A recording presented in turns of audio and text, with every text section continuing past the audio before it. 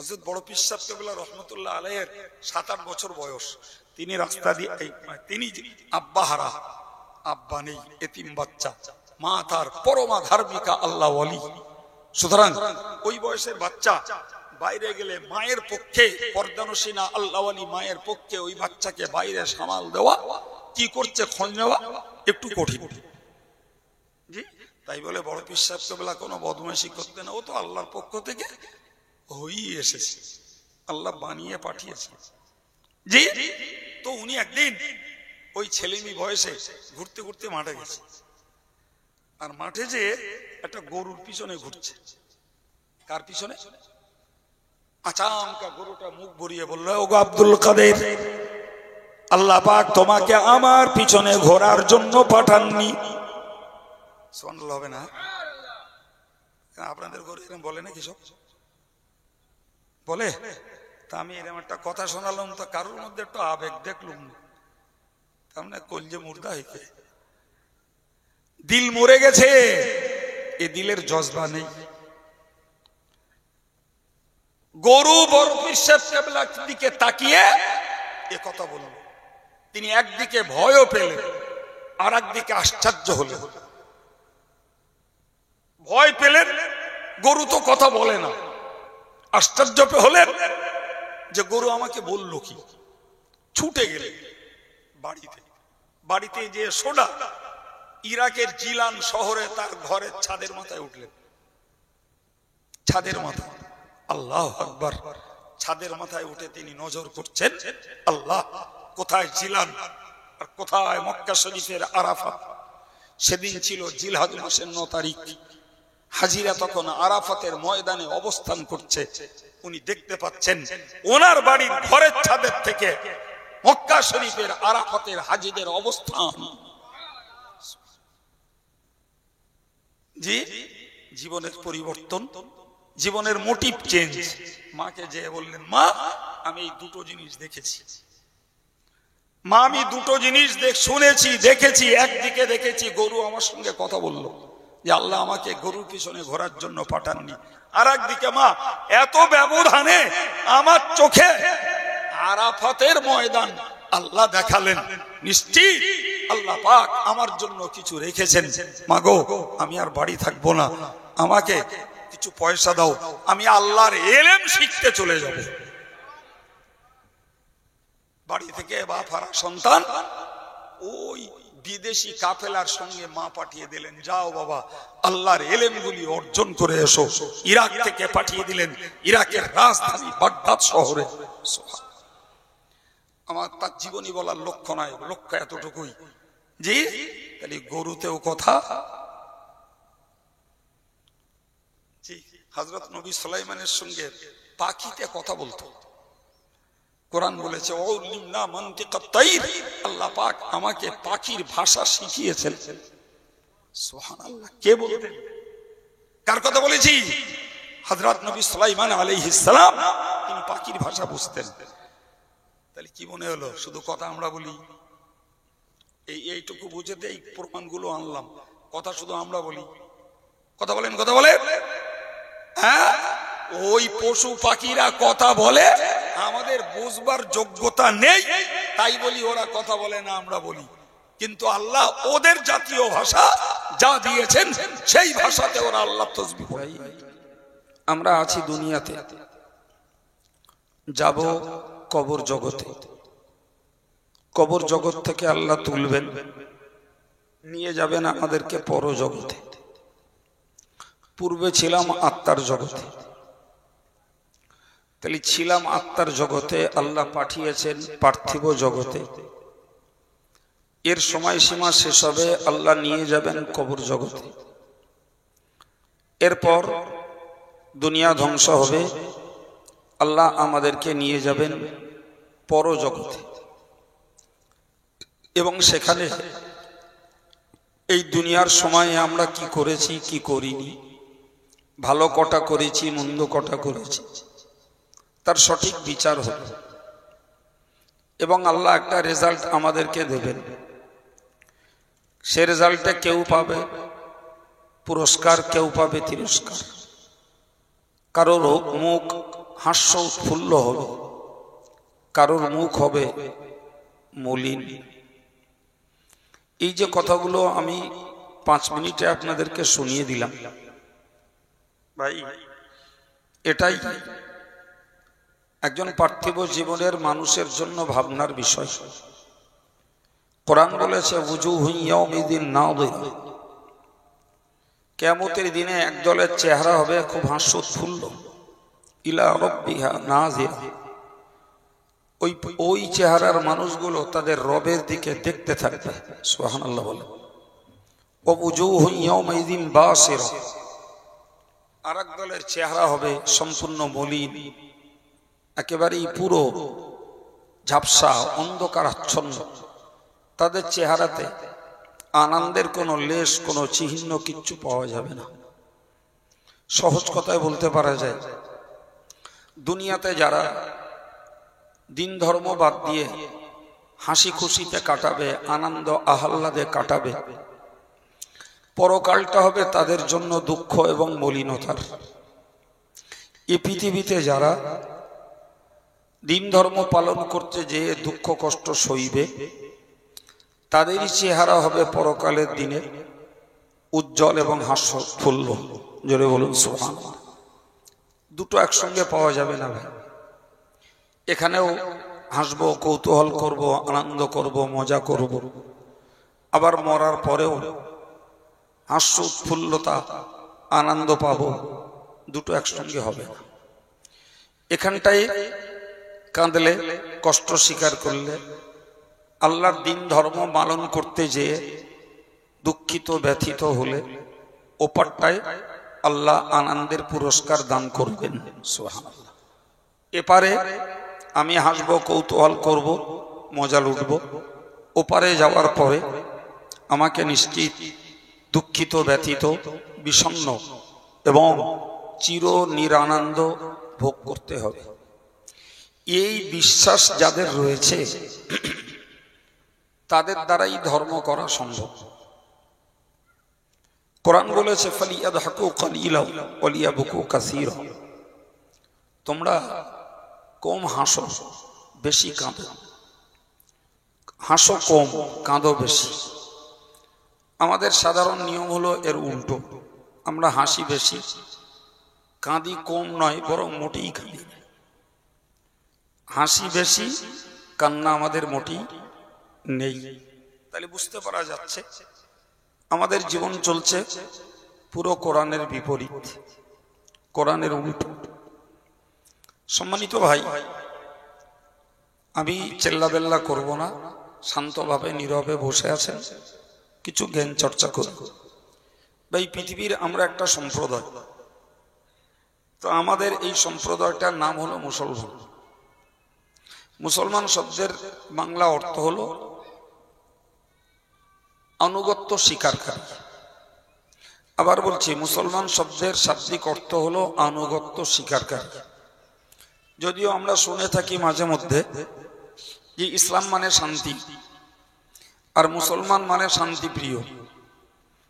এই কথাটি ঠিক নয়। অ্যাকচুয়ালি ইসলাম মানে হলো নিজেকে সমর্পণ করা। কার কাছে?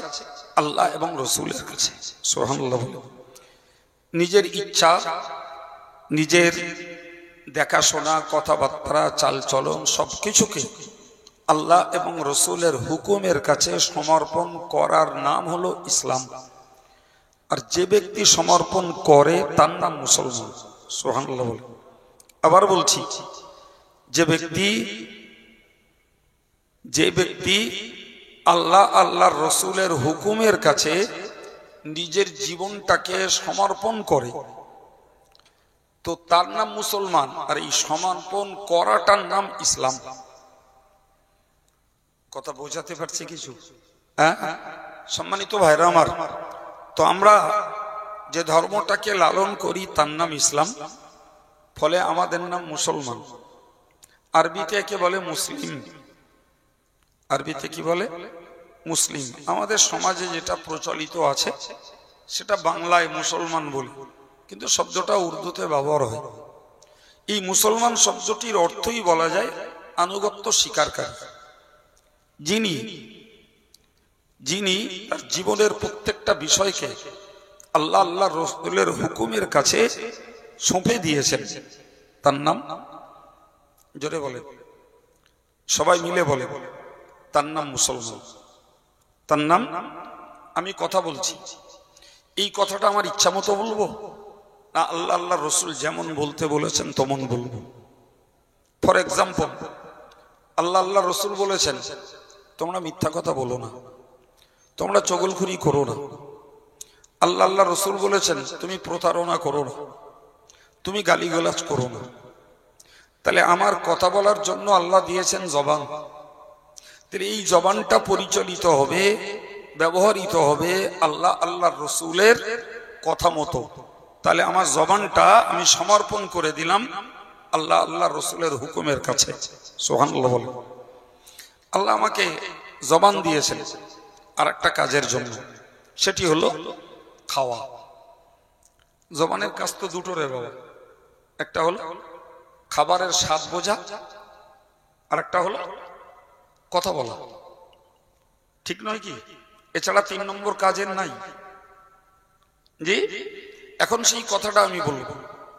কথাটা বলার একটা সাইড বলেছি যে আমি কি বলবো কি বলতে পারবো না, আল্লাহ আল্লাহ রসুল যেমন বলেছেন বলতে তেমন বলবো, যেটা মানা করেছেন সেটা বলতে পারবো না। তাহলে আমার জবানটাকে আল্লাহর কাছে সমর্পণ করেছি বলে প্রমাণ হবে। এ জবান মুসলমান। আমার জবানের আরেকটা কাজ হলো খাওয়া। তো আমরা সবাই জানি জগৎ মাঝে খাবার আছে, কিন্তু শরীয়তের হুকুমে কোনো খাবার হালাল, কোনো খাবার হারাম। তো আল্লাহ আমাকে বলেছেন কুলু মিনাত তাইয়্যিবাত, তোমরা পবিত্র মাল খাও তথা হালাল মাল খাও, এটি আল্লাহর ঘোষণা। ওয়ালা তাকুলু আমওয়ালাকুম বাইনাকুম বিল বাতিল, তোমরা বাতিল পন্থায় কোনো মাল খেও না। তার মানে কি? তোমরা হালাল পন্থায় রোজগার করো, হালাল পন্থার খাবার খাও, আর বেহালালি পন্থার খাবার তোমরা খেও না। তাহলে বোঝা গেল বেহালালি পথের খাবারের পিছনে আল্লাহ এবং রসুলের অনুমতি নেই। তাহলে যদি আমার জবানটা হালাল খাদ্য খায়, সে সুদের মাল খায় না, ঘুষের মাল খায় না, অবৈধ রোজগারের মাল খায় না, মিথ্যা কথা বলে কামাই করে সে মালটা খায় না, পরের ফাঁকিমালা মালটা খায় না, চুরি করা মালটা খায় না, বরং হালাল মালটা খায়, তাহলে আমার জবানটা আর একভাবে মুসলমান হলো। কিসে? খাবারের ক্ষেত্রে আমার জবানটাও আল্লাহর হুকুমের কাছে, রসুলের হুকুমের কাছে আত্মসমর্পণ করেছে। সুবহানাল্লাহ বলে। আল্লাহ আমাকে চোখ দিয়েছেন, যার কাজ দেখা। তো জগৎ খোলা, আল্লাহ আমার চোখকে খুলে দিয়েছেন। সুবহানাল্লাহ বলে। চোখটা যদি আল্লাহ না দিতেন প্রচুর পাপ থেকে বাঁচা যেত। এই বিশ্বাস হয়? কানাদের পাপ হয়? হ্যাঁ, কানাদের পাপ নাই, কিন্তু চোখওয়ালাদের পাপ আছে। আবার চোখওয়ালারা যদি পাপ থেকে চোখটাকে বাঁচাতে পারে, এদের দরজা অনেক বেশি আছে। সুবহানাল্লাহ বলে।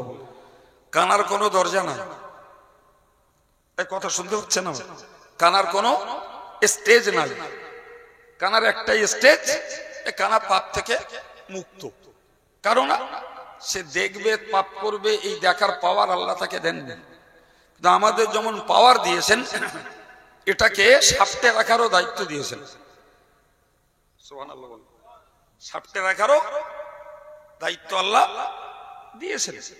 এখন যদি কেউ সাপটাতে পারেন যে আমি আমার চোখটা দিয়ে ইচ্ছাকৃত লোভনীয় মনে পরের স্ত্রীটা দেখবো না, পরের কন্যা দেখবো না, কোনো নাচিয়ার নাচ দেখবো না, আমি টিভির কোনো অবৈধ প্রোগ্রামকে দেখবো না, মোবাইলে ফ্রি ফায়ারটা খেলবো না, পাবজিটা খেলবো না, আমি টিভি সিরিয়াল দেখবো না, জি, বরং আমার এই চোখটা আমি দেখবো আলেমের চেহারা, আমি দেখবো বাপমার চেহারা, আমি চোখটা দিয়ে দেখবো আল্লাহর কাবা, আমি চোখটা দিয়ে দেখবো আল্লাহর কোরআন।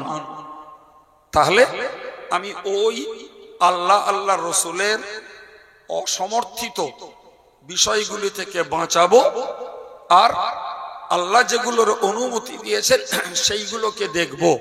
আমার চোখ তবে হবে মুসলমান। সুবহানাল্লাহ বলেন। প্রিয় ভাই, কান দিয়েছেন আল্লাহ, মাশাআল্লাহ, আপনারা ওয়াজ শুনছেন। আমি যে কথাগুলো আপনাকে শোনাচ্ছি টোটাল কোরআন হাদিসের জিস্ট, কোরআন হাদিসের একদম মাপা কথা, বার্তা কথা বলার অভ্যাসও আমার নেই, আর সময় নষ্ট করারও বদ অভ্যাস নেই। উঠেছি, আলোচনা শুরু করেছি, শুরু থেকেই বলছি, কান দিয়েছেন আল্লাহ, এর কাজ শোনা, আপনারা ওয়াজ শুনছেন। প্রিয় নবী বলেছেন, জি, লা আন তাগদু ওয়া তাতাআল্লামা আয়াতাম মিন কিতাবিল্লাহ, যারা সকাল হলো সন্ধ্যা হলো যে কোনো সময় শুনলো কোরআনের কোন আয়াত পাকের জ্ঞান, সুবহানাল্লাহ বলেন, আল্লাহ বললেন, ইয়া খায়রুল লাকা মিন আন তুসাল্লি মিয়াত রাকাহ, যদি কেউ একটা আয়াতের জ্ঞান লাভ করে আল্লাহ পাক তাকে 100 রাকাত নফল নামাজের থেকেও শ্রেষ্ঠত্ব দান করবেন। আর একটু মহব্বত করে বলেন, ভাই আমরা এই যে মানুষগুলো আছি, আমি কাউকে আদেশ করব না, জি, আমি নিজেই পারবো না, তো লোকের আদেশ করে পাপ জোগাড় করব কেন? আচ্ছা ভাই, আমরা ভাই ভাই একটু আলোচনা করি, বলেন তো, যে এখন শেষ করে দিয়ে বলছি, ভাই আজকে আর সভা হবে না, কিছুই খেয়ে বাড়ি যান, বাড়ি যেয়ে সবাই 100 রাকাত করে নফল নামাজ পড়ে শোবেন। প্রথম বলছি আমি পারবো না, আপনারা পারবেন বলে মনে হয়? মনের বল আছে? পারবো না ভাই, আমরা খাটনির মানুষ, ক্লান্ত মানুষ, 100 রাকাত নামাজ পড়া ফেলে ঝেলে অন্তত 1.25 ঘন্টা সময়ের দরকার, তাহলে 100 রাকাত নামাজ পড়া যাবে। এই 1.25 ঘন্টা ধরে উপবাস করব নামাজের জন্য, আর কি যেটা আমাদের পক্ষে সম্ভব না। আপনি এই মজলিসটায় বসবেন আর এই কোরআন হাদিসের সমন্বয়ের জ্ঞান জোগাড় করবেন। প্রিয় নবী বলেছেন, 100 রাকাত নফল নামাজ পড়লে যে শ্রেষ্ঠত্ব পাবে, একটা আয়াতের জ্ঞান জোগাড় করো তার থেকে আরো বেশি শ্রেষ্ঠত্ব পাবে। সুতরাং মূর্খ লোকের জন্য দুমদাম নামাজ পড়ার তুলনায় এই জ্ঞান জোগাড়ের সব বেশি। আবার বলছি, আমার কথা লাইভ চলছে, আবার বলছি, আমি মূর্খ লোকের নফল নামাজ পড়ার তুলনায় সঠিক জ্ঞান জোগাড়ের সওয়াব বেশি। কারণ জ্ঞান জোগাড় করলে চোখ খোলে, আর মূর্খ থাকলে শুধু আন্দাজে আবেগের ধর্ম করে, ধর্ম আসলে বোঝেও না। খুব ভুল বলছি মনে হচ্ছে? জি প্রিয় ভাই আমার, তো আমি আপনাকে কি শোনালাম যে আপনারা ওয়াজ শুনছেন, কোরআন হাদিসের জ্ঞান শুনছেন, তাহলে হাদিস বলছে নামাজ পড়ার থেকেও শ্রেষ্ঠত্বের কাজ হচ্ছে। সুবহানাল্লাহ বলবেন না? সুর দিলে বলবেন? জি, ওয়াজ বুঝুন। রাসূল বলেছেন, তাদারুসুল ইলমি সাআতাম মিনাল লাইল খায়রুম মিন ইহইয়াইহা। হুজুর বলেছেন, তোমরা রাতে 1 ঘন্টা জ্ঞান চর্চা করো, 1 ঘন্টা জ্ঞান চর্চা করে এবার ঘুমিয়ে যাও। আল্লাহ পাকের হাবিব বলেন যে সারা রাত জাগরণ করে নফল নামাজ জিকির করার তুলনায় কেউ যদি 1 ঘন্টা কোরআন হাদিসের জ্ঞান চর্চা করে ঘুমিয়ে যায়, তো সারা রাত নফল ইবাদতের থেকেও 1 ঘন্টা জ্ঞান চর্চার মূল্য বেশি। আর একটু মহব্বত করে বলেন, তাহলে যে ভাইগুলো মজলিসে বসেছেন এরা লস করছেন না লাভ করছেন? আর একটু মন খুলে বলেন, আল্লাহ আমাদের এই লাভজনক কাজকে কবুল করেন, বলুন আমিন। প্রিয় ভাই আমার, আমি এবার আপনাকে বোঝাচ্ছি, তাহলে কানটাকে কাজে লাগিয়ে আমার যে ভাইরা, যে মুরব্বীরা, যে প্রিয় যুবকগুলো কথা শুনতে বসেছে, এরা একটা লাভজনক কাজ করতে বসেছে। এইবার বুঝুন, এই কানটার 2 রকমের কাজ আছে। একটা কাজ হলো, কেউ কান দ্বারা গান শুনছে, কেউ কান দ্বারা গীবত গিল্লা শুনছে, কেউ কান দ্বারা বিচিত্রা অনুষ্ঠানের নাটক শুনছে, আবার এই কান দ্বারা কেউ আজান শুনে মসজিদে যাচ্ছে, এই কান দ্বারা কেউ ওয়াজ শুনে সওয়াব জোগাড় করছে, এই কান দ্বারা কেউ কোরআন শুনে নেকি জোগাড় করছে, এই কান দ্বারা কেউ আব্বা মায়ের কথা শুনে আব্বা মায়ের অনুগত হয়ে চলছে, আবার এই কান দ্বারা বাপ মার কথা শুনে ধুস ভরে উড়িয়ে দিয়ে চলেও যাচ্ছে। কথা বলে, তাহলে কানের 2টো সাইড। একটা সাইডে আল্লাহর অনুমতি আছে, তুমি কান দিয়ে শোনো, কান দিয়ে আজান শোনো, কান দিয়ে আব্বা মায়ের কথা শোনো, কান দিয়ে তুমি মুরব্বী ওস্তাদ আলেমদের কথা শোনো, এতে আল্লাহরও সমর্থন আছে, রাসূলেরও সমর্থন আছে। তুমি কানটাকে গানে কাজে লাগিও না, কানটাকে গীবত গিল্লা শুনতে কাজে লাগিও না, তুমি কানটাকে বিচিত্র অনুষ্ঠান শুনতে কাজে লাগিও না। ভাই, যদি আমার কানটাকে আমি আল্লাহ আল্লাহ রসুলের অসমর্থনের কাজ থেকে বাঁচাতে পারি আর আল্লাহ আল্লাহ রসুলের পছন্দের কাজে যদি লাগাতে পারি, তবে আমার কান মুসলমান। কথা বলা যাচ্ছে কিছু? আমি বাকি আর দুটো কথা বলার আগে আর একটা কথা বলি।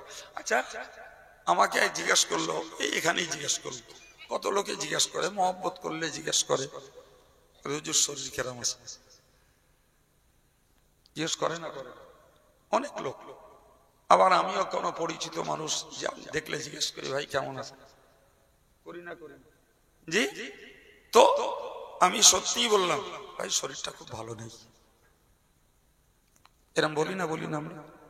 আচ্ছা, আমার একটু বলবেন, আমি আপনাদের কাছে জানতে চাইছি, শরীর কোনটা? এটার নাম হাত, এটার নাম জিভ, মুখ, এটার নাম কান, এটার নাম চোখ, এটার নাম বুক, এটার নাম পেট, এটার নাম পিঠ, এটা পা। শরীর কই?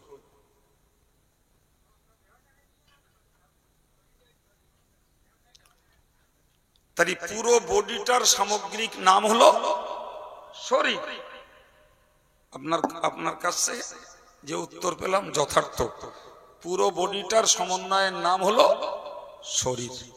ঠিক তদ্রূপ মনে রাখুন, আমি জবানটাকে মুসলমান বানাবো, কানটাকে মুসলমান বানাবো, আমি চোখটাকে মুসলমান বানাবো, পাটাকে মুসলমান বানাবো, হাতটাকে মুসলমান বানাবো, মাথাটাকে মুসলমান বানাবো, কল্পটাকে মুসলমান বানাবো। এই সব মিলিয়ে তবে হব মুসলমান।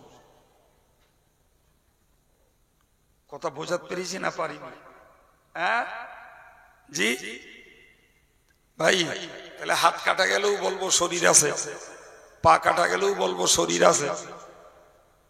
কি প্রিয় ভাই, আপনি বলুন এবার, তাহলে এই একটার নাম শরীর না, সব পাঠে পাঠে নাম, এর নাম শরীর।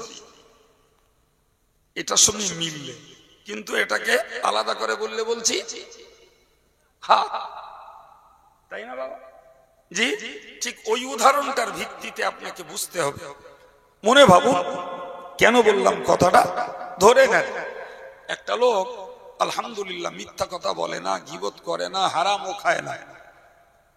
জি, তাহলে তার জবানটা আমি ধরে নিলাম অনুগত হয়েছে আল্লাহর হুকুমের কাছে, ফলে জবানটা মুসলমান। ওদিক কান দিয়ে গান শুনতেছে, চোখ দিয়ে হারাম দেখতেছে, ওরে মুসলমান বলবেন পুরো? বলেন বলেন বলেন। লোকটা পায়ে হেঁটে হেঁটে মসজিদে যাচ্ছে নামাজ পড়তে, আর এই হাত দিয়ে লোকের মাল চুরি করতেছে, অথবা অফিসে বসে কলমের খোঁচা মেরে লাখ লাখ টাকা ফাঁক করে দিচ্ছে। এ কাজটা করতে গেলে হাতে পা বলো মসজিদে যাচ্ছে, কি বলবেন? বলে ভাই, যদি আমার শরীরে একটা অঙ্গ কাটা গেলে সেটা যদি পূর্ণাঙ্গ শরীর না হয়, তাহলে আমার অঙ্গগুলো কেউ আল্লাহ আল্লাহ রসুলের হুকুম মানবে কোন অঙ্গ, আর কোন অঙ্গ মানবে না, তাহলে ওই লোকটা পূর্ণাঙ্গ। বোঝাতে পেরেছি কথা? এই জন্য আল্লাহ বলেছেন, ইয়া আইয়ুহাল্লাযীনা আমানু উদখুলু ফিস সিলমি কাফা, হে ঈমানদার, তুমি পুরোপুরি ইসলামের ভেতরে ঢোকো। অর্ধেক না, পুরোপুরি ঢুকতে বলছে। কেন আমি বলেছি? যদি বলেন আমি বলেছি, কোরআন কার কথা? আল্লাহর প্রতি বিশ্বাস না করলে ঈমান থাকে?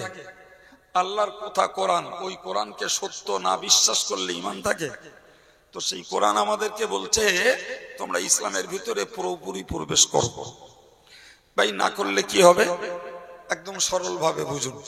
দেখেছেন তো আমাদের এই একটু গরম পড়লে পরে আমাদের দেশে হেলে সাপ বলে, হেলে সাপ দেখেন না, ওরা বেরোয়। আর এই বাচ্চা কাচ্চাগুলো হেলে সাপ কামড়ায় না তো, আবার লোকে বলে শুনেছি হেলে কামড়ালি দ্বিতীয় ফেলে, এরম বলে না লোক? হ্যাঁ, কিন্তু হেলের কামড়ানোর রিপোর্ট পাওয়া যায় না, ওইটু নিরীহ মতন কি জানি আল্লাহ কেমন করে ওরে তৈরি করেছে, ফলে বাচ্চা কাচ্চা ওর লেজ নিয়ে ধরিয়ে এইরকম করে পাক দিয়ে ছেড়ে যাচ্ছে। এই হ্যাঁ না বলেন? ও যখন ওর পেছনে লাগে, বাচ্চারা যখন সাপের পেছনে লাগে, ও তখন বাঁচার দায়ে মাটির একটা সুড়ঙ্গ, একটা চালা খোঁজে। এখন এক চালার মধ্যে মাথা দিয়েছে, অর্ধেকটা ঢুকেছে ভেতরে, আর জাগেনি, অর্ধেকটা লেজ বাইরে। আচ্ছা বলেন, যে অর্ধেকটা বাইরে, এই ক্ষুদ্র বাচ্চাগুলো ও অর্ধেকটা আস্ত রাখবে? হাত কেটেছে, পা কেটেছে, মাথা একটুখানি কেটে গেছে, সারা দেহের যেখানে একটু ব্যথা জ্বালা করুক ও কলজে পৌঁছে যায়। কাজ যায় না, কাজ যায় না বাপ, সববার যায়, সবার। এখন ওই সাপটার দিয়ে লেজের দিকে এরা থেতো করে ছেড়ে দিলে, জি ওর মাথার দিকে এই যন্ত্রণা যাচ্ছে না, যায় না? হ্যাঁ, আল্লাহ পাক ওই জন্যই বললেন, তোমরা ইসলামের ভিতরে পুরোপুরি ঢোকো, খানিক ভেতরে ঢুকলে খানিক বাইরে বেরুলে ওগুলো ইবলিস খেবলে খাবে। বুঝতে পারেনি কথা? যেগুলো বাইরে থাকবে ওগুলো একদম থেতো করে দেবে কেডা? ইবলিস। দেখেন না আমাদের ছেলেরা, এরা সভা দিচ্ছে, লোকের বাড়ি বাড়ি যে ভিক্ষা করতেছে, জি খাটাখাটনি করছে, ভাই এতে ওদের কি পয়সা করি লাভটা হয় মনে হয়? না, পয়সা খরচ হয়, লোকের কাছে ভিক করতে হয়। তাহলে এই যে মেহনত করছে তারা, নিশ্চয়ই কাজটা ভালো, নিঃসন্দেহে দিনের জন্য মেহনত করছে, কাজটা ভালো করছে। তাহলে একটা অংশ তারা ইসলামের ভিতরে ঢুকে রয়েছে। কিন্তু ওই ছেলেগুলোই ধরুন তারা নামাজ পড়লো না, ওই ছেলেগুলোই ধরুন তাস খেললো, ওই ছেলেগুলোই জোয়া খেললো, ওই ছেলেগুলোই আজকের বোধহয় একটু কম আছে, কালকে আবার দেখা যাবে মোবাইল নিয়ে বসেছে। কি করতে পারেন? হ্যাঁ, শুধু ফ্রি ফায়ার আর পাবজি, জি এই করতেছে পড়ে পড়ে। তাহলে এই সবার ব্যাপারে ওরা ধর্মের ভিতরে ঢুকেছে, আর বাকিরা বলেন বলেন বাইরে। এখন এই যেগুলো বাইরে, ও ভাই ইবলিস ওগুলো আর ছাড় দেয় বা? হ্যাঁ, আচ্ছা ওই যে সাপটারে বাচ্চা কাচ্চারা ধরে থেতো করতেছে, ওরা আর বেঁচে থাকার কোনো অর্থ আছে বা? হ্যাঁ, তাহলে আমি আমার জীবনটাকে কিছুটা ধর্মের সঙ্গে যুক্ত করছি আর কিছুটা ধর্মের বাইরে, বরং ধর্মের সঙ্গে যতটা বাইরে তার থেকে বেশি। কেউ জুমায় যাচ্ছে আর যায় না, এই হ্যাঁ না বলেন? কেউ জুমায় যাচ্ছে আর যায় না, জি কেউ দুটো দান করছে, ধর্মের আর কিচ্ছু করে না। কেউ 2 ঈদে যাচ্ছে আর কিচ্ছু করে না। কেউ হয়তো ফেতরাটা দিচ্ছে, কোরবানিটা দিচ্ছে, আর কিচ্ছু করে না। এরকম লোক আসে না নেই? জি আমার মায়েদের কথা বলুন, কথার কথা আমি কি বলবো, হয়তো কেউ স্বামী ভক্তি করে, বাকি কোরআন পড়ে না, নামাজ পড়ে না, পর্দায় চলে না। আবার কেউ হয়তো কোরআনটা পড়তে পারে, তার স্বামীর দাম দেয় না, জি আবার ড্যাং ড্যাং ড্যাং ড্যাং করে ঘুরছে। আবার কেউ হয়তো পর্দা করে, আবার এদিকে গাল দিচ্ছে হদ্দ, আছে না নাই? জি এদিকে ধর্মের গুলিয়া ওড়াচ্ছে, আর ওদিকে ওই পাশে নতুন জাহান্নামের ঘর তৈরি হয়েছে, ওখানে গিয়ে প্রত্যেকদিন বিকেল বেলা টল দিচ্ছে। এই বলেন বলেন, হ্যাঁ তো ইবলিস খাবে না? খাবে না। এর নাম কি মুসলমান? এর নাম কি মুসলমান? আমরা কান ব্যথা তাতেই বললুম শরীর খারাপ, হাত যন্ত্রণা হচ্ছে বললুম শরীরটা খারাপ, পেট কুনকুন করছে বললুম শরীরটা খারাপ, ব্লাডে সুগার হয়েছে বললুম শরীরটা খারাপ, হার্টের কমপ্লেন হচ্ছে বললুম শরীরটা খারাপ। তাহলে যত অঙ্গে যত ব্যথা যন্ত্রণা কষ্ট হয় সব চাপিয়ে দেই কার উপরে? শরীরের উপরে, বলি শরীরটা খারাপ। এটা যদি যুক্তি হয়, তাহলে এবার কি হবে? আমার হাত মুসলমান না, তাহলে বলতে হবে আমি পূর্ণ মুসলমান হইনি ভাই। কান মুসলমান না, আমি বললাম আমি পূর্ণ মুসলমান হইনি। আমার পা মুসলমান না, আমি বললাম আমি পূর্ণ মুসলমান হইনি। জি ও ভাই, কিন্তু ওই ওই ওই কথাটা যে কেউ বলি নে, তুমি ভাই কোন ধর্মের লোক? তো আমি মুসলমান। কি বলে? কথা বলে। তাহলে দেহের বেলা একটা অঙ্গে যদি ক্ষত হয়, যন্ত্রণা হয়, দরদ হয়, সব দোষ চেপে দেয় শরীরের ঘাড়ে। কথা বলছেন না কেন? ধর্মের বেলা একটা মানি তা নটা মানি নে, তারপরেও মুসলমান থাকি। তাই তো হচ্ছে। কি বলছেন বলে? দেহের এতটা জায়গা, এতটা কম বেশি ধরে নেন 1.5 মণ, 2 মণ ওজন এক একজনের। আশ্চর্য ব্যাপার। হাত পা চোখ কান নাক মুখ যে যা করে সব দোষ কপালের। এইটা কথা বলে না? কিছু বলেন একটু, নাই বলেন ভুল বলছি? কার দোষ? রাস্তায় অ্যাক্সিডেন্ট করে বলতে কপালের দোষ, ব্যবসা করতে গিয়ে লস হয়ে গিয়ে বলতে কপালের ফের। বলেন বলেন, সব দোষ ঘুরে ফিরে কার? কপালের। ইয়ে বেচারা কি দায় পড়েছে বলুন দিন।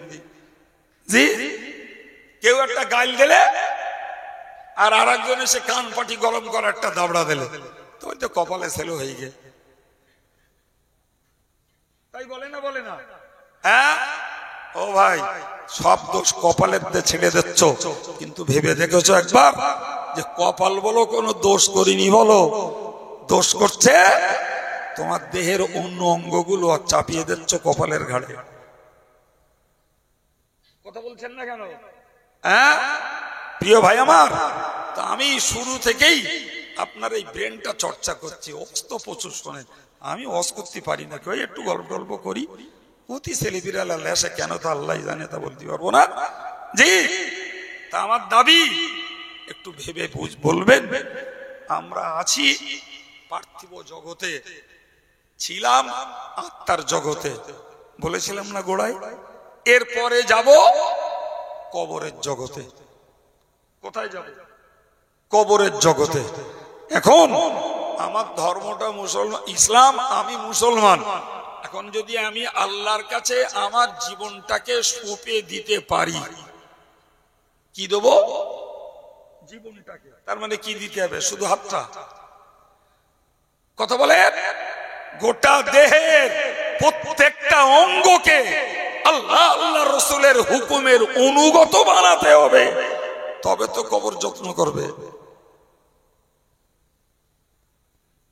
কি আমি এক অঙ্গের দ্বারা আল্লাহর কাজ করব, আর এক অঙ্গের দ্বারা আল্লাহর বিরোধিতা করব, এক অঙ্গের দ্বারা নবীর হুকুম মানব, আর এক অঙ্গের দ্বারা নবীর দুশ্মনী করব। আমি এক অঙ্গের দ্বারা শরীয়তের বিধান মানব, আর এক অঙ্গের দ্বারা শরীয়তের উল্টো পথে চলব। আমি এতগুলো জ্ঞানী গুণী কম্পিউটার যুগের, ডিজিটাল যুগের যুবক যুবতী, এদের কাছে বিচার দিচ্ছি, কেমনে তুমি আল্লাহর কাছে রক্ষে পাবে, কেমনে তুমি আল্লাহর কাছে যত্ন পাবে, কেমনে কবর তোমার আমার সঙ্গে সুব্যবহার করবে। এতটুকু বিবেচনা যদি না থাকে, তাহলে চালাক চতুর জ্ঞানী শিক্ষিত বুদ্ধিজীবী বলে আল্লাহ ডাকি বলে বলে লাভ আছে? আল্লাহ তো আমাদের পৃথিবীতে শুধু হিচড়ে পিছড়ে রোজগার করে খেতিপত্তি পাঠাই নাই। এই হ্যাঁ না বলে কিছু মনে করবেন না, সত্যিটা স্বীকার হই। আমাদের বাড়ি গরু আছে, খায়, ঘুমোয়, চলাফেরা করে, ওরে যত্ন করলি যত্ন বোঝে, কষ্ট দিলি কষ্ট পায়। ওরও যৌন ক্ষুধা আছে, ওরও বাচ্চা কাচ্চা হয়, কেউ বাচ্চা জন্ম দেয়, কেউ বাচ্চা ধারণ করে, আবার পেশাব পায়খানাও করে। আমি মানুষ, আমি খাই, আমি ঘুমোই, আমার যৌন ক্ষুধা আছে, আমার সন্তান দেয় আল্লাহ, সন্তান হয়, আমি পেশাব করি, পায়খানা করি, হাঁটা চলা করি। আচ্ছা, ওই পশু আর মানুষের পার্থক্য কি?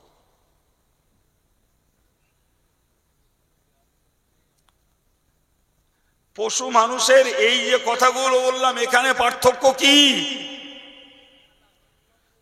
আমরা বইতে পড়েছি আল ইনসান হায়াওয়ানুন নাতিক, ইনসান হলো একটা বাক শক্তিধারী জীব। সুবহানাল্লাহ বলেন। তাহলে পশু মানুষের একটা পার্থক্য হলো বাক শক্তিধারী জীব হলো মানুষ। ভাই আমরা আমাদের লোকেদের আমাদের কথা বোঝাতে পারি, কথা ভালো করে বোঝেন, এমন কি আমাদের কথা আমরা পশুদেরকে বোঝাতে পারি না? পারি না? একদম। ও ডাইনে বলছি ডাইনে যাচ্ছে, বাঁয়ে বললি বাঁয়ে যাচ্ছে, দাঁড়াতে বললি দাঁড়াতে যাচ্ছে, কথা বলে জি। কিন্তু পশুর ভাষা আমরা বুঝি না। কিন্তু আপনি জানেন পশুরও ভাষা আছে, কথা বলে। হে ছেলে, এটা শেখ বাবা, পশুরও ভাষা আছে। আমি বলছি না, আল্লাহর কোরআন বলছে, ওয়া ইম মিন শাইইন ইল্লা ইউসাব্বিহু বিহামদি ওয়ালাকিন লা তাফকাহুনা তাসবিহাহু। আমার আল্লাহ বললেন, तमाम পৃথিবী জুড়ে এমন কোন বস্তু নাই, এমন কোন প্রাণী নাই যাদেরকে আল্লাহ বাক শক্তি দেননি এবং তারা আল্লাহর তাসবিহ পড়ে না। এমন কোন প্রাণী পৃথিবীতে নাই, বরং প্রত্যেকটা বস্তু আর প্রত্যেকটা প্রাণী আল্লাহর তাসবিহ পড়ে। হে মানুষ, তোমরা তাদের তাসবিহ বুঝতে পারো না। সুবহানাল্লাহ কবে? একটু মন খুলে বলেন। এবার বলেন, এবার বলেন, পশুর ভাষা আছে আর মানুষের ভাষা আছে। মানুষের ভাষা পশু বোঝে, আমরা পশুর ভাষা বুঝি না। পশুকে আল্লাহ যে ভাষা দিয়েছেন সেই ভাষায় সে আল্লাহর তাসবিহ পড়ে। আর এই জ্ঞানী মানুষ, যার ভাষা মানুষ বোঝে পশুও বোঝে, এই মানুষ আল্লাহর তাসবিহ পড়ে না। এবার বলেন, নিকৃষ্ট কেনা? তাসবিহ হারা মানুষ না তাসবিহওয়ালা পশু? তাড়াতাড়ি বলেন।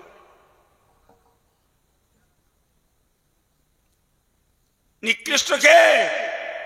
ওই তাসবিহ হারা মানুষ। তাহলে আমি বিএ, আমি এমএ, আমি আইপিএস, আমি আইএস, আমি মাধ্যমিক, আমি উচ্চ মাধ্যমিক, আমি বিরাট বড় লোকের ঘরের বউ, আমার দেখতে বিরাট সুন্দরী, আমার দেখতে বিরাট সুন্দর, আমি কোটিপতি, এসব গালগপ্প মেরে কোনো লাভ আছে? এই কথা বলেন, এ গালগপ্প মেরে লাভ আছে? হুজুর তুমি তো ভালোই দিচ্ছ আমার। আমি কারো দিতে বসিনি, ব্রেন চর্চা করতে বসি। আমার এই কথাটার উত্তর দেন। পশুর ভাষা আমি বুঝি না, আল্লাহর কোরআন বলছে ও পশু আমি আল্লাহর তাসবিহ পড়ে। আর আমার ভাষা আমার ভাইরা বোঝে, ভাইদের ভাষা আমি বুঝি, ইভেন আমার ভাষা পশুরাও বোঝে, এমনকি কুত্তাও বোঝে। কথা বলে, কুত্তা যত মালিকের অনুগত, একদল মানুষ রয়েছে যারা তার মালিক আল্লাহর সেই অনুগত নয়। সত্যি কথা স্বীকার করছেন না কেন? সত্যি না মিথ্যা? কুত্তা যত প্রভু ভক্ত, একদল মানুষ রয়েছে তারা ততটা রব ভক্ত নয়, আল্লাহ ভক্ত নয়। এই কি আমাদের বুদ্ধির ফল? এই কি জ্ঞানের দৌড়? এই কি ডিজিটাল যুগের মানুষের চরিত্র? এই কি কম্পিউটারের সুফল না কুফল?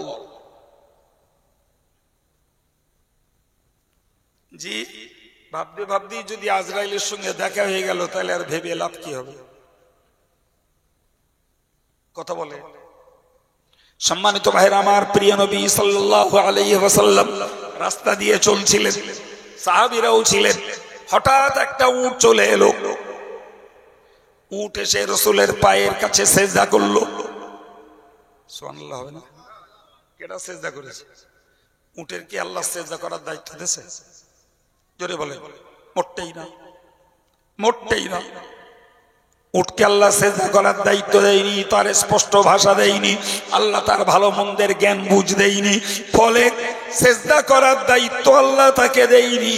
কিন্তু উটটা নবীকে সেজদা করলো, সালাম জ্ঞাপন করলো। সাহাবীরা হতবাক হয়ে বললেন, ইয়া রাসূলুল্লাহ, ইয়া হাবিবাল্লাহ, হুজুর, উট একটি আমাদের দৃষ্টিতে অবলা প্রাণী, সেও আপনাকে চেনে, আপনাকে সালাম দেয় আর আপনাকে সেজদা করে, অথচ আমরা মানুষ জ্ঞানী বুদ্ধিজীবী জীব, আমরা জ্ঞানী বুদ্ধিমান প্রাণী, আমরা আপনারে সেজদা করি না। আপনি অনুমতি দিন, এরপর থেকে আমরা আপনায় সেজদা করব। মানুষ সেজদা করবে কি করবে না ওটা পরে থাক। তাহলে যে ডিউটি দিয়েছিলেন আল্লাহ মানুষকে, তোমরা নামাজে দাঁড়িয়ে সেজদা করো আল্লাহর জন্য, কপালটাকে জমিনে ঠেকিয়ে বলো সুবহানা রাব্বিয়াল আলা, ওই জাত সত্তার পবিত্রতা বর্ণনা করছি যিনি সর্ব উচ্চ সর্বশ্রেষ্ঠ প্রভু।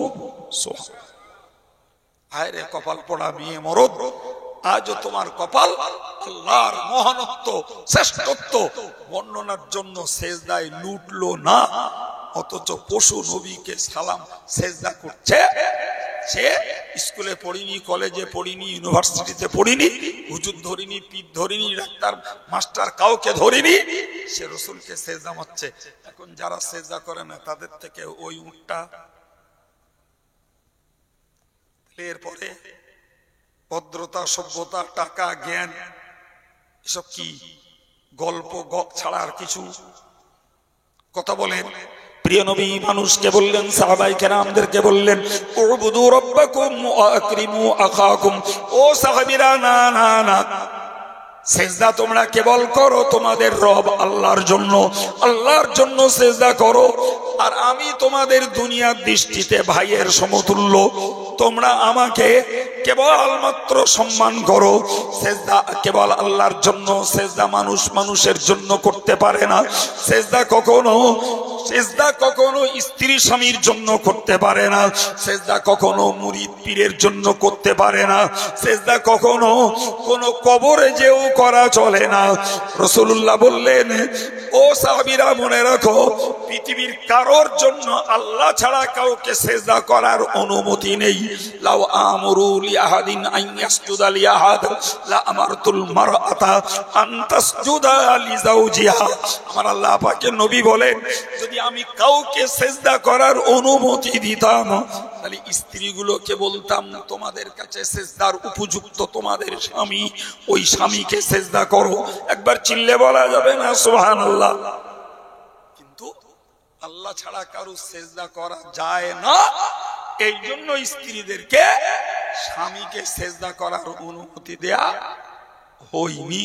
সেজদা হলো চূড়ান্ত পর্যায়ের সম্মান জানানো, ওইটা বাদ দিয়ে বাকি সব রকমের সম্মান স্ত্রী জাতির পক্ষ থেকে স্বামীকে জানাতে হবে। আপনাদের ঘরের খবর আপনারা রাখেন, তবে আমি কমানলি বলছি ভাই, একটু বুকে হাত দিয়ে সত্যি কথাটা স্বীকার করে বলবেন, মুসলিম পরিবারের সকল স্ত্রীরা স্বামীদের কথার আনুগত্য স্বীকার করে চলে? বা যদি চলতো তাহলে ঈদের মার্কেটে পুরুষ বাদ দিয়ে 90% মেয়েদের মার্কেট করতে দেখা যেত না। ছেলের বাজারে মুসলমান ঘরের বউগুলোর পাওয়া যেত না। জি ভাই, মেলার উৎসবে মুসলমান ঘরের মেয়েদের পাওয়া অতি প্রমাণ হচ্ছে যে কোন স্বামী তার বউরে এভাবে ড্যাং ড্যাং করে ছাড়তে দেয় না, চায় না। নিচা কেউ যদি ঘরে পিঠে করে বেড়ায় সেটা ভিন্ন কথা, বাকি কেউ চায় না। কিন্তু স্ত্রী জাতির যে দাবি, সে দাবি পালন না করলে তো সংসারই কুরুক্ষেত্র বেঁধে দেবে। বাবা যা করতেছ করুক, কথা বলে।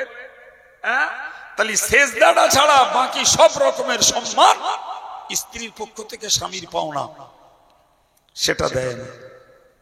জি আচ্ছা, যারা নিজের স্বামীর ভক্তি মোহাব্বত আনুগত্য স্বীকার করে না, জি আপনার কি মনে হয় এরা আল্লাহর হুকুম আহকাম ইবাদত আমল ঠিকঠাক করবে বলে মনে হয়? যে ছেলে যে মেয়ে বাপের মানে না, বাপের আনুগত্য স্বীকার করে না, ভাই এ ছেলে মেয়ে আল্লাহর হুকুম পালন করবে না।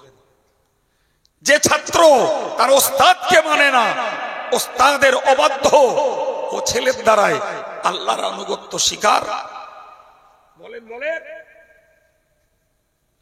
কারণ নবী বলেছেন বাল্লাম ইয়াশকুরিন্নাস সালাম ইয়াশকুরিল্লাহ, যে আল্লাহ যে মানুষের কৃতজ্ঞতা প্রকাশ করে না সে আল্লাহর কৃতজ্ঞতা প্রকাশ করে না। এই কথা বলেন, যে বাপ তার বাচ্চাটাকে, যে মা তার বাচ্চাটাকে ছোটবেলায় স্নেহ যত্ন মায়া মমতা দিয়ে প্রতিপালন করে তুলেছে, ওই ছেলেটার উচিত ছিল তো ওই বাপ মার অনুগত হওয়া। কিন্তু ছেলে যখন বড় হয়, লেখাপড়া শেখে, অর্থ করি রোজগার করে, তখন ছেলের কাছে বাপ মায়ের আর মূল্য খুব বেশি থাকে না, বরং তার থেকেও তার বন্ধুর মূল্য তার কাছে বেশি। কথা বলছেন না কেন? তাহলে যে ছেলে বাপ মার সেবা যত্ন মায়া মোহাব্বতের দাম দিলে না, সে আল্লাহর অবদান, আল্লাহ তাকে পাঠিয়েছে জমিনে বাস করতে দিচ্ছে, সূর্যের তাপ দিচ্ছে, রহমতের বৃষ্টি দিচ্ছে, মুক্ত বাতাস থেকে অক্সিজেন দিচ্ছে, জমিনের উৎপন্ন ফসল দিচ্ছে, আল্লাহ তাকে ব্যবসা বাণিজ্য করে স্বাবলম্বী করে দিয়েছে। এইসব কৃতজ্ঞতা প্রকাশ করবে তবে তো সেজদা করবে। যে বাপের দাম দেয়নি, বাপের মান দেয়নি, ও আল্লাহর এইসব অবদানের মান দেবে? যে শিক্ষক, যে ওস্তাদ তোরে পড়ালে তুই জ্ঞানী হলি, বুঝদার হলি, মানুষ হলি, কি চাকরি পেলি, কি ধর্ম করতে শিখলি, সেই ওস্তাদ যদি তোর কাছে সম্মান না পায়, তাহলে যে আল্লাহ তোকে দিয়েছে তুই সে আল্লাহর কি দাম দিবি? যে স্বামী তোকে, যে মেয়েটাকে বিয়ে করে এনে তাকে শাড়ি চুড়ি রোগ শোকের সেবা যত্ন খাই খাওয়া সবকিছু দিলে, উপরন্ত তাকে যত্ন খাতির করে তোর বাপের জায়গায় তোর পরিষেবা দিলে, দুদিন পরে সন্তান হলো, তুমি হয়ে গেলে এই বাড়ির গৃহিণী, তোমার কাছে সেই স্বামীর দাম নাই, সেই স্বামীর মান নাই, তুমি আল্লাহর কি দাম দেবা গা?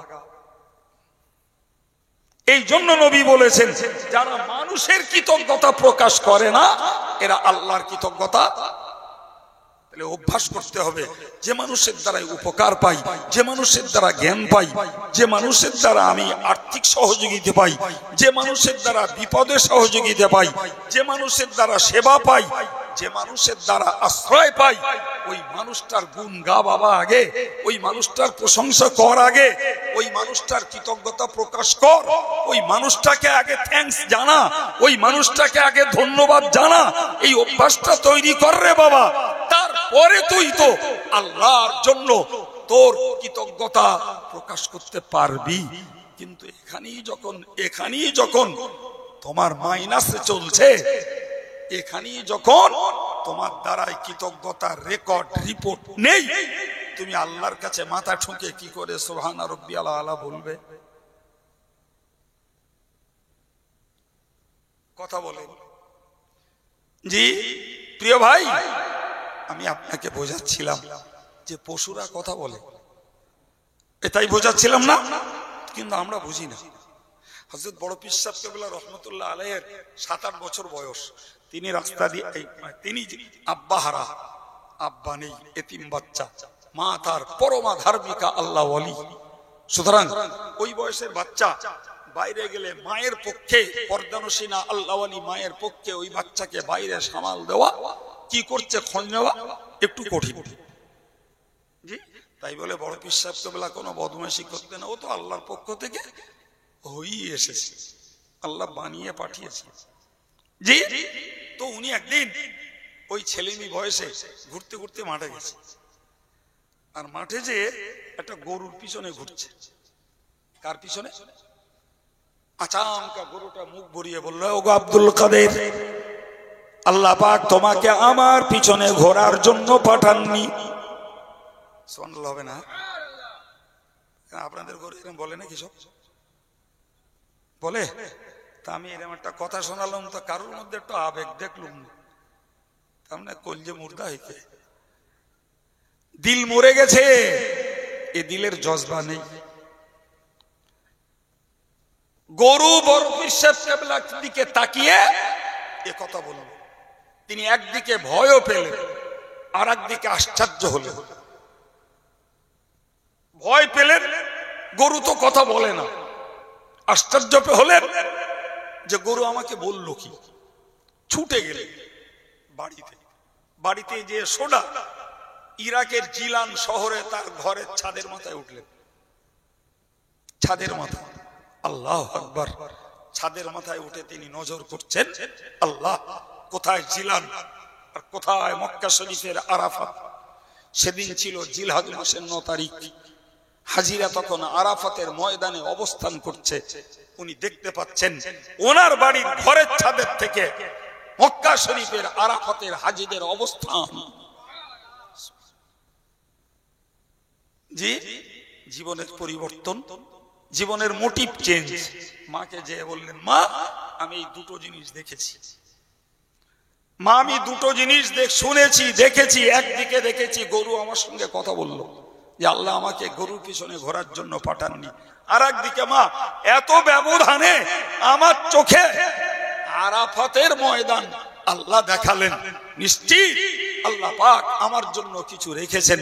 মাগো আমি আর বাড়ি থাকবো না, আমাকে কিছু পয়সা দাও, আমি আল্লাহর ইলম শিখতে চলে যাব। বাড়ি থেকে বাপ হারা সন্তান ওই বিদেশি কাফেলার সঙ্গে মা পাঠিয়ে দিলেন, যাও বাবা আল্লাহর ইলমগুলি অর্জন করে এসো। ইরাক থেকে পাঠিয়ে দিলেন ইরাকের রাজধানী বাগদাদ শহরে। আমার তার জীবনী বলার লক্ষ্য নাই, লক্ষ্য এতটুকুই, জি তাহলে গরুতেও কথা। জি, হযরত নবী সুলাইমানের সঙ্গে পাখিতে কথা বলতো। কোরআন বলেছে ওয়াল্লিমনা মানতিকাত তাইর, আল্লাহ পাক আমাকে পাখির ভাষা শিখিয়েছেন। সুবহানাল্লাহ, কে বলতেন, কার কথা বলেছি? হযরত নবী সুলাইমান আলাইহিস সালাম, তিনি পাখির ভাষা বুঝতেন। তাহলে কি মনে হলো শুধু কথা আমরা বলি? এইটুকু বুঝেতে এই প্রমাণগুলো আনলাম। কথা শুধু আমরা বলি, কথা বলেন, কথা বলে, হ্যাঁ ওই পশু পাখিরা কথা বলে, আমাদের বুঝবার যোগ্যতা নেই তাই বলি ওরা কথা বলে না, আমরা বলি। কিন্তু আল্লাহ ওদের জাতীয় ভাষা যা দিয়েছেন সেই ভাষাতে ওরা আল্লাহ তাসবিহ পড়ে, সেই ভাষাতে আল্লাহ তাসবিহ ওরা পড়ে। আর আমাদের ভাষা আমরাও বুঝি, পশুরাও বোঝে, অথচ এমন দুর্ভাগা আমরা আল্লাহর নামে তাসবিহ পড়ি না। তাহলে সত্যিকারের নিরপেক্ষ জায়গায় দাঁড়িয়ে বিচার করলে বলতে হবে যে ওই তাসবিহ পড়া পশুদের তুলনায় তাসবিহ না পড়া মানুষ আল্লাহর কাছে আরো খারাপ। জি, এই বিবেকের দংশন যদি আমাদের হয়, তাহলে আমরা দুনিয়ায় বেঁচে আছি, রোজগারও করব, লেখাপড়াও শিখবো, ব্যবসাও করব, চাষও করব, টাইমলি আল্লাহর জিকির তাসবিহটাও আদায় করব, তবেই তো হবে মুসলমান নামের সার্থকতা। ঠিক নয় কি বাবা? জি, সম্মানিত ভাইরা, আমি আপনাদেরকে একটা কথা বলি। আমি এমনি সাধারণত ওই ওয়াজ করি না কোনো সময়, তবে লোকে করে শুনেছি। আমি চেষ্টা করি ওই রকম দুটো কথা বলার যা পড়তে পাই বা সত্যিকারের দর্শন যুক্তি আছে সেগুলো। তো একটা ওয়াজ প্লেন বাজারে খুব চলে, আপনারাও কোনোদিন শুনে থাকবেন। ওয়াজটা হলো যে হযরত আম্মাজান ফাতেমাকে যখন কবরের কাছে নিয়ে যাওয়া হয়, তখন সাহাবী প্রবর হযরত আবু যার গেফারি কবরকে দেখে বলেছিল, হে কবর, জানো আজকে তোমার মধ্যে কাকে রাখছি? বলে পরিচয় দিয়ে বলেছিল যে প্রথম পরিচয় হলো ফাতেমাতু বিনতু মুহাম্মদ সাল্লাল্লাহু আলাইহি ওয়াসাল্লাম, রাখছি ফাতেমাকে যিনি বিশ্ব নবীর কন্যা। আবার বললেন যাকে রাখছি তিনি হলেন যাওজাতু আলী রাদিয়াল্লাহু আনহু, তিনি আলীর বিবি। আবার বললেন যাকে রাখছি তিনি হলেন উম্মুল হাসাইনি ওয়াল হুসাইন, তিনি হলেন হাসান হুসাইনের মা। হে ফাতেমা, যাকে রাখছি তার ব্যাপারেই নবী বলেছেন ইন্না সাইয়্যিদাতা নিসাই ইন্নাল ফাতিমাতা সাইয়্যিদাতা নিসাই আহলিল জান্নাহ, ফাতেমা হলেন জান্নাতের মেয়েদের নেত্রী। এই কথাগুলো অনেকে ওয়াজ করে, আমি করিনি। আজকে বসদুর আজকে করে ফেললেন, কেন করেছি বলছি ভাই। আমি এই কথাটা খুঁজেছি যে কোথায় পাই, আর যারা ওয়াজ করে মাশাআল্লাহ, তারা যে ধরনের জ্ঞানী বুঝদার এটা আমি ভালো জানি, ওদের কাছে এর কোনো প্রমাণ নেই। ওই শুনে শুনে শুনে শুনে শুধু লাগায়। আসলে তারা অধিকাংশ আলেম না। তা আমি বুঝি যে এদের কাছে একথার কোনো প্রমাণ নেই, এমনি বাজার ধরার জন্য ওয়াজগুলো করে। তা খুঁজদি খুঁজদি দেখি একটা কেতাবে ঠিক আরবি এই যে বাক্যটা বললাম, এই বাক্যটা সেই বইতে লিখে ঘটনা লেখা আছে। বইটার নাম আকরামুল মাওয়াইজ। কিন্তু ঘটনাটা সেখানে লিখলেও সেখানে কোনো উপযুক্ত কেতাবের প্রমাণ দেওয়া নেই। ওই জন্য আমি ওয়াজটা করতে চাই না। এখন আজকের করে ফেললুম কেন? ভাই বইটা একটা উর্দু বইতে ঘটনাটা লিখেছে, কিন্তু আরবি কোটেশনটাও তোলা আছে, কিন্তু সেখানে কোনো ভালো বইয়ের ভালো কেতাবের কোনো প্রমাণ দেওয়া নেই। আমার বক্তব্য যে ওই বইতে প্রমাণ নেই, কিংবা যারা বলে তাদের কাছেও প্রমাণ নেই, এরপরেও কথাটা যখন বাজারে ছড়িয়েছে, আমার ঘরের ফতেমারা ওই ঘটনা থেকে কি শিক্ষা নিয়েছে, এটা আমার বক্তব্য বলার জন্যই বললাম। আমার ঘরের ফতেমারা, হোক না সে আমার বউ, হোক না আমার মেয়ে, হোক না আমার মা, হোক না আমার ভাগ্নি, হোক না আমার ভাইজি, এরা আম্মাজান ফাতেমার এই রোমাঞ্চকর কথা কবরে রাখার সময় কার আবু যার গেফারির বক্তব্য শুনে এদের মধ্যে কি চেতনা, কি শিক্ষা আর কি পরিবর্তন এরা এনেছে বাপ, বলেন না কেন? তাহলে যে মওলানাই বক্তৃতা করুক, তার কাছে প্রমাণ থাকার না থাক, তার ওই কথাটা দাঁড়াতেও তো আমার মায়ের জাতের দিলে একটু আল্লাহর ভয়, কবরের আযাবের ভয় আসা দরকার ছিল। আমার বক্তব্য এই জায়গাটা, যদি এদের দিলে সেই কবরের আযাবের ভয় আসতো, এরা বেহায়া বেলেল্লাপনা হয়ে নগ্ন সাজে রূপচর্চা করে যত্রতত্র ঘুরতে পারত। এরা স্বামীর প্রতি অসম্মান জ্ঞাপন করতে পারত। এরা স্বামীর অবাধ্য হতে পারত। এদের বাপের বাড়ি শেখা কোরআনকে এরা কি তেলাওয়াত করা বাদ দিত? কথা বলেন না কেন? এরা সংসারে সুতো দেখিয়ে নামাজ পড়া বন্ধ করতে পারত।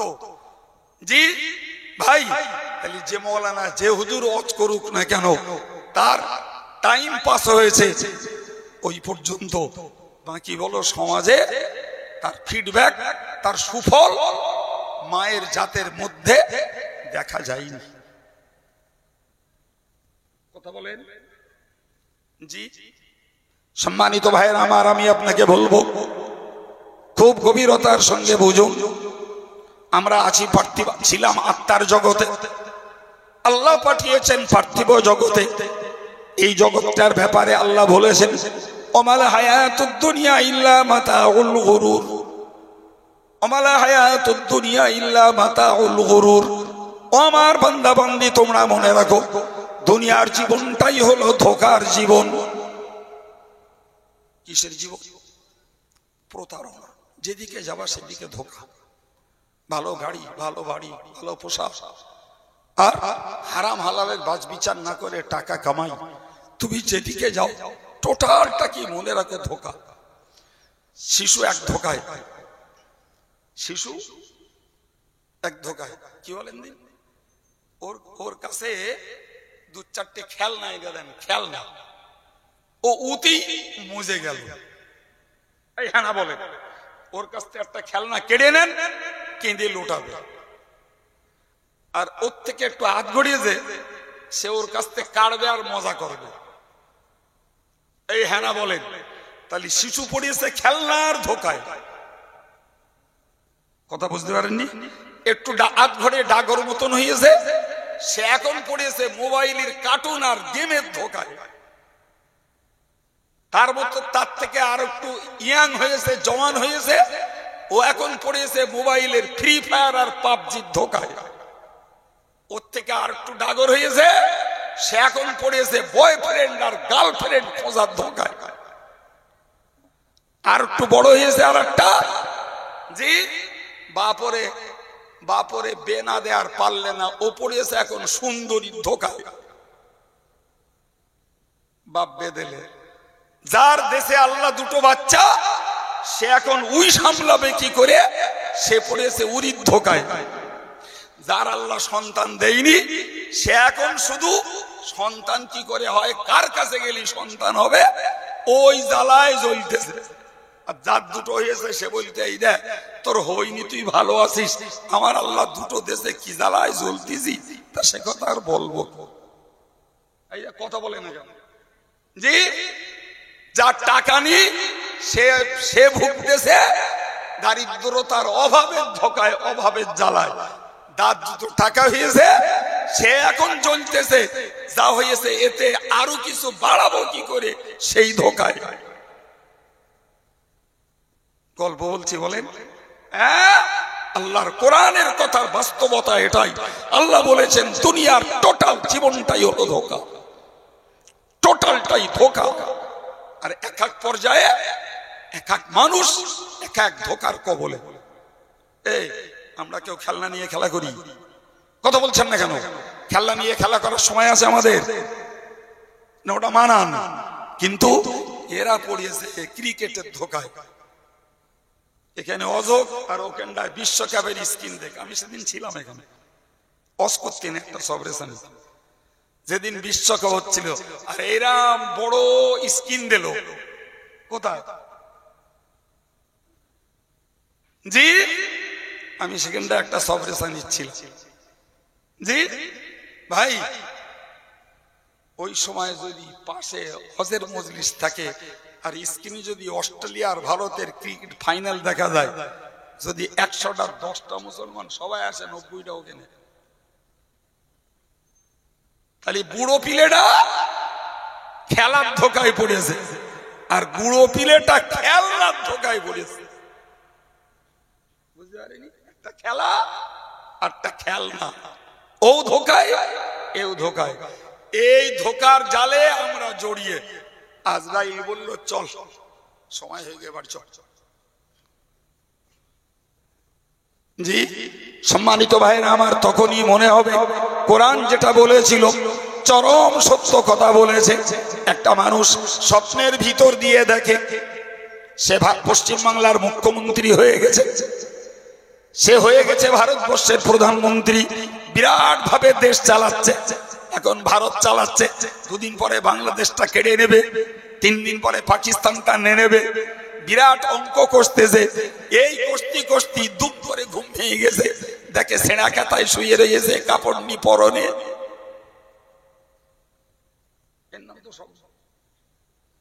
এর নাম কি? এই জন্য কবির ভাষায় বলতে হয়, স্বপ্নে রাজা দুদিন হয়ে রাজ্য নিলাম 3খানা, সব হারাইয়ে এখন আমি পথের প্রতীক দিনখানা। স্বপ্নের পরে কি হয়? এ কথা বলেন, স্বপ্নেই হয় না কিছু। এজ ইট ইজ এই দুনিয়ার ঘোলে যে মানুষগুলো পড়ে রয়েছে, এরা শুধু মরে কবরে যাবে, তখনই মনে হবে এতদিন স্বপ্নে ছিলাম। কোথায় বিবি, কোথায় বাচ্চা, কোথায় রাজপ্রাসাদ, কোথায় আমার BMW গাড়ি, আর কোথায় আমার রাজকীয় বাড়ি, আর কোথায় আমার বিজনেস, কোথায় গেল আমার ব্যাংক ব্যালেন্স, কোথায় আমার দাদাগিরি আর নেতৃত্ব। টোটালটাই তখন ঘুম ভাঙতি মনে হলো যা দেখছিলাম সব স্বপ্ন। হ্যাঁ না বলে, যা দেখছিলাম সব স্বপ্ন, কিচ্ছু আর নেই, কিচ্ছু আর নেই। জি সম্মানিত ভাইরা আমার, এই জন্য মনে রাখতে হবে, ছিলাম আত্মিক জগতে, আত্মার জগতে। আল্লাহ পাঠিয়েছেন পার্থিব জগতে, আর পার্থিব জগতে পাঠিয়ে দিয়ে বললেন, ও দুনিয়ার মানুষ তোমরা মনে রাখো, আর দুনিয়া হলুয়াতুন খাজিরা, দুনিয়া হলো সবুজ এবং মিষ্টি। দুনিয়া কি? জোরে বলে। সবুজ। সবুজটা চোখের জন্য খুব তৃপ্তিদায়ক, আর মিষ্টিটা জীবের জন্য। আবার বলেন, কি বলেছিস? সবুজটা চোখের জন্য আর মিষ্টিটা জীবের জন্য। রাসূল বললেন দুনিয়া হলো সবুজ এবং মিষ্টি, কেউ কেউ দেখতে দেখতে শেষ। এই কি বলে, আমার ঘরের মেয়েরা কেউ পড়ছে 400 টাকা দামের শাড়ি, আর ওই একই মেয়ে আর একজন পড়ছে 60,000 টাকা দামের শাড়ি। বিশ্বাস হচ্ছে না আমার কথা? হ্যাঁ, তাহলে 400 টাকার শাড়িতে যদি মনে করে অঙ্গ ঢাকবে, ঢেকে যায়। আর যদি কেউ মনে করে 60,000-এ অঙ্গ ঢাকবো না, কাপড় কোথায় গুঁজবে খুঁজে পাবেন না। ঠিক কিনা বলেন? তাহলে কারো 400 টাকার শাড়িতে কাজ মিটছে, কারো 60,000-এও কাজ। এখন বলেন, ওই 60,000-এর শাড়ি যে পড়েছে ওটা কিসের খেলা? নজরের খেলা। কিসের খেলা? একই টাইপের বাড়ি করে যে কেউ 50,000 টাকা খরচ করে বাড়িটা পেন্টস করেছে, আর একজন সেই বাড়িটাই 5 লাখ টাকা খরচ করছে শুধু পেন্টস করার জন্য। বিশ্বাস হয়? কিসের খেলা? কিসের খেলা? নজরের খেলা। জি ভাই, খেলা দেখে যারা সময় নষ্ট করছে, এও কার খেলা? নজরের খেলা।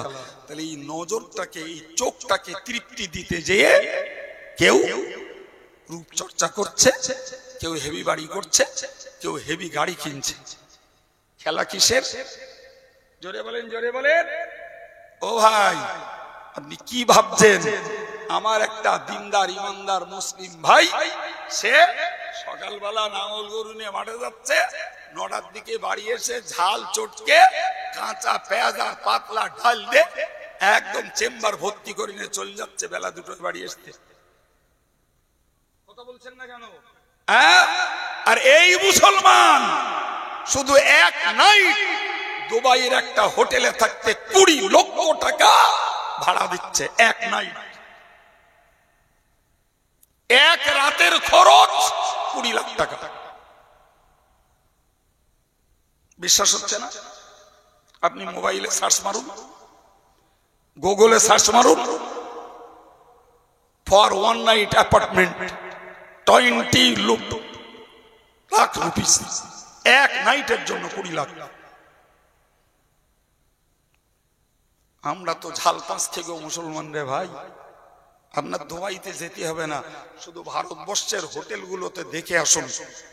এই জীবের খেলা, শুধু জীবের মজার জন্য কোটি কোটি টাকার খাবার দৈনিক খাচ্ছে না, টেস্ট করে ফেলে দিচ্ছে। কোটি কোটি টাকার খাবার। বিশ্বাস হচ্ছে আমার কথা? আমাদের দেশের প্রচুর ছেলেরা মক্কা শরীফের ওই ঘড়ি বিল্ডিং, মক্কা টাওয়ার বলে ওরে, ওখানে থাকে। তারা গরিব ছেলে, কোন চ্যানেল তৈরি করে মক্কায় গেছে, একদিকে কাবায় নামাজটা পড়তে পারবে বড় শখ, আর সেই সঙ্গে রোজগারটাও হবে। তো তারা দুঃখ করে বলে, হুজুর খুব মহব্বত করে এসেছিলাম, এমন সর্বনাশ, কোন রকমে ফরজটা পড়তে দেয়, তাও ডিউটির টাইম পড়লে দেয় না, তাছাড়া নামাজ তো পড়তেই দেয় না। তা জাগিয়ে যা, জি চলছে তবু। বলছে হুজুর বিশ্বাস করুন, আফগানতে মুসলমানরা এইসব হোটেল ভাড়া নেয়, এইসব হোটেল ভাড়া নেয়। যে হুজুর 2000 টাকার খাবার অর্ডার দেবে, খুব টেনে টেনে 500 টাকার খাবার খাবে, আর আমাদেরকে হাতে করে সেই খাবারগুলো ডাস্টবিনে ফেলে দিতে হবে। দেখলে কান্না আসে।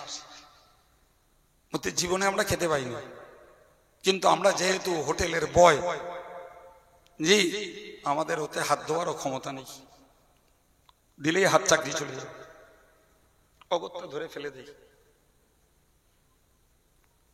জি এটা তো বললাম অরিজিনাল হাদিসের বাস্তব ব্যাখ্যা, যে দুনিয়া সবুজ এবং মিষ্টি।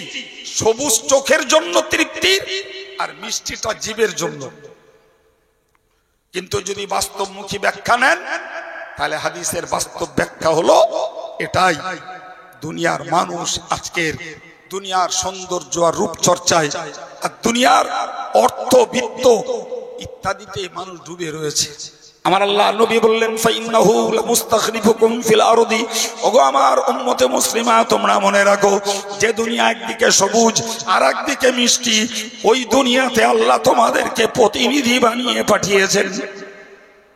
কাদেরকে? কাদেরকে? আমাকে, আপনাকে, সবাই। এই দুনিয়ার প্রতিনিধি আমরা। কার পক্ষ থেকে? আল্লাহর পক্ষ থেকে। জি, সুতরাং এখন তুমি সবুজে ভুলবে না মিষ্টিতে ভুলবে সেটা তোমার ব্যাপার, কিন্তু একটা কথা মনে রাখো, ফায়ানজুরু কাইফা তা'মালুন, তোমরা যা করছো সব আল্লাহ দেখছেন, সব আল্লাহ পর্যবেক্ষণ করছেন, সব আল্লাহ অবলোকন করেছেন। এই জন্য আমাদেরকে বিশ্বাস করতে হবে আল্লাহ ওয়াচ মি, আল্লাহ ওয়াচ আস, আল্লাহ আমাকে দেখছে, আল্লাহ আমাদেরকে দেখছেন। করো তুমি, তোমারে দিয়েছি যে এই জন্যই। খালাকাল মাউতা ওয়াল হায়াতা লিয়াবলুয়াকুম আইয়ুকুম আহসানু আমালা। আল্লাহ বললেন, আল্লাহ মউতকে সৃষ্টি, খালাকাল মাউতা ওয়াল হায়াতা, আল্লাহ মউতকে সৃষ্টি করেছেন, আল্লাহ হায়াতকেও সৃষ্টি করেছেন, দিয়েছেন আল্লাহ আমাদের জীবন আগে আর মরণ দেবেন পরে। আর কোরআনের বর্ণনায় বলেছেন আল্লাহ আগে মরণের কথা পরে হায়াতের কথা। তার মানে হলো এটাই, এ দুনিয়ার ইমানদার মুসলমান, তুমি দুনিয়ার জ্ঞান বুঝ, অর্থবৃত্ত, দুনিয়ার রূপ সৌন্দর্য, দুনিয়ার গাড়ি বাড়ি, এই সবগুলোতে জানো তুমি ডুবে যে মরণটাকে ভুলে যেও না। এই জন্যই আমি আল্লাহ মরণ দিয়েছি আগে কোরআনে বর্ণনায়, আর জীবন দিয়েছি পরে। একবার জোরে বলা যাবে না সুবহানাল্লাহ? এটা আল্লাহর হিকমত, যে দুনিয়ার জীবনে ডুবে তুমি মরণকে যেন ভুলে যেও না। এই জন্য কোরআনের ধারা বিবরণীতে আমি আগে দিয়েছি মরণের বার্তা, পরে দিয়েছি জীবনের বার্তা। অথচ দুনিয়ায় তোমাদের পাঠিয়েছি, আগে দিয়েছি জীবন আর পরে দেব। কেন দিলাম? আল্লাহ বলেই দিলেন, লিয়াবলুয়াকুম আইয়ুকুম আহসানু আমালা। ওই আল্লাহ তোমাদেরকে পরীক্ষা নেবেন, ওই আল্লাহ তোমাদেরকে, জোরে বলেন, কি নেবেন? পরীক্ষা নেবেন, যে কে তোমাদের মধ্যে ভালো কাজ করতে পারে। ওইটা আমি আল্লাহ দেখব। ওইটা দেখার জন্যই তোমাদেরকে জীবন দিয়ে মরণ ছুটিয়েছি। দেখবো কে তোমরা ভালো কাজ বেশি করতে পারো, সুন্দর করতে পারো। সুবহানাল্লাহ বলেন। তাহলে আল্লাহ আমাদেরকে দুনিয়ায় থাকতে দিলেন, খেতে দিলেন, পড়তে দিলেন, জমিনে ফসল দিলেন, আব্বা দিলেন, মা দিলেন, ঘরে বিবি দিলেন, আল্লাহ নিয়ামতের বাচ্চা দান করলেন। জি, ইজ্জতের সঙ্গে চুরিদারি করে না, ইজ্জতের সঙ্গে রোজগার করে খাওয়া পড়ার ব্যবস্থা করে দিলেন। বান্দা তুমি সবগুলো ভোগ করো আর দেখো তুমি কত সুন্দর কাজ করতে পারো। জি, কত সুন্দর কাজ করতে পারো। আল্লাহ দুটি কথা আয়াত পাকের শেষ অংশে বলেছেন, ওহুয়াল আজিজুল গফুর। তার মানে বান্দা, যদি তুমি আমি আল্লাহর এই জ্ঞানের কথাটাকে তুমি উপেক্ষা করে তোমার মতো করে তুমি চলো, তো জেনে রেখো আমি আল্লাহ পরাক্রমশালী, তোমার উপরে আমি ক্ষমতাবান। যে কোনো সময় আমি আল্লাহ তোমাকে আক্রমণ করব, তোমার উপরে আমার ক্ষমতা আমি প্রয়োগ করব। আবার কোন বান্দা যদি ভালো কাজ করতে যেয়ে মন্দ কিছু করে ফেলে, কি গো, হতে পারে না? পারে না? জি, আমি আব্দুল কাইয়ুম কথা বলছি, আমিও 100% নিরাপদ নই যে আমার দ্বারায় কোনো পাপ কাজ হয়ে পড়তে পারে না, এটা বলার ক্ষমতা নাই। আমার আল্লাহ কি সুন্দর বলেছেন, বান্দারে তুই যদি সুন্দর কাজ, ভালো কাজ করতে চেষ্টা করিস, বাই ঘটনা চক্রে, নফসের তাড়নায়, শয়তানের প্ররোচনায় তোর দ্বারাই যদি কোনো গুনার কাজ হয়ে যায় রে, আমি আল্লাহ তোকে আশ্বাস দিলাম, আমি আল্লাহ গফুর, আমি আল্লাহ ক্ষমাশীল, তোকে মাফ করে দেব। কিন্তু তোর সাধনা, তোর চেষ্টাটুকু থাকা দরকার যে আমি দুনিয়াতে এসেছি, আল্লাহ পাঠিয়েছেন, আমার চেষ্টা থাকবে ভালোর পক্ষে, আমার চেষ্টা থাকবে সুন্দর জীবনের পক্ষে, আমার চেষ্টা থাকবে সুন্দর আমলের পক্ষে, আমার চেষ্টা থাকবে জিকিরের পক্ষে, আমার চেষ্টা থাকবে তাসবিহ পড়ার পক্ষে, আমার চেষ্টা থাকবে আল্লাহ জাহান্নাম থেকে বাঁচার পক্ষে, কবরের আযাব থেকে বাঁচার পক্ষে, আমার চেষ্টা থাকবে আল্লাহ জান্নাত পাওয়ার পক্ষে। সকলেই বলুন আমিন। আর একটু জোরে বলুন আমিন। তবেই তো আমরা এই পৃথিবীতে এসে একটা বুদ্ধিমত্তার পরিচয় দিয়েছি বলে গণ্য হবে।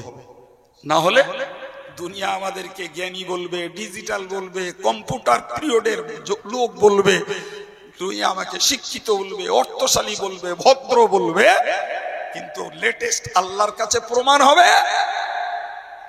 এদের থেকেও পশুরা ভালো। এই কথা বলেন, আল্লাহ বোঝার তৌফিক দেন।